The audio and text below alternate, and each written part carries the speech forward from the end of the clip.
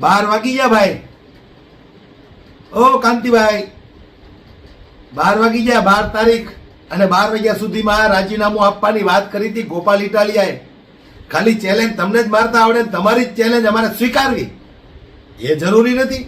તમારી અંદર તાકાત હોય, તમારી અંદર દમ હોય, તમે બહુ પાણીવાળા હો તો ગોપાલ ઇટાલિયાની ચેલેન્જ તમારે સ્વીકારવી હતી. 12 તારીખે 12 વાગ્યા સુધીમાં રાજીનામું આપવાની વાત કરી હતી ગોપાલ ઇટાલિયાએ. આપ્યું તમે? હે? એટલે મારો કહેવાનો મતલબ એમ છે કે અમુક કૂતરાએ એટલું જ ભસવું જોઈએ જેટલી એની ઓકાત હોય. પછી વધારે પડતું જો કૂતરો ભસે ને તો બાજુની શેરી વાળો સાંભળી ગયો હોય ને તો ત્યાંથી પછી 2-3 ડાલા મખ્ખા એવા હોય ને તો પછી આને પાછા પગે ભાગવું પડે. એટલે જેટલી આપણી ઓકાત હોય એટલી જ રાડ નખાય.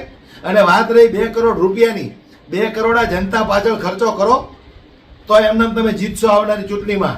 નતર ભૂપતભાઈ ઘોડે ટલ્લે ચડી જાઓ, કિરીટ પટેલ ઘોડે ગોઈતે હાથ નહીં આવો. અને ચેલેન્જની વાત કરો છો, ચેલેન્જની વાત કરો છો તમે. વિસાવદરની અંદર ઓલો બાપુ બરાડા પાડતો તો ગોપાલ ઇટાલિયો જીતે તો ટકો કરાવું. કમસે કમ એને તો એક ફોન કરીને પૂછી લો તમે કે બાપુ આને ચેલેન્જ મરાય કે ન મરાય. એટલે જે કરતા હોય એ કરી ખાઓ.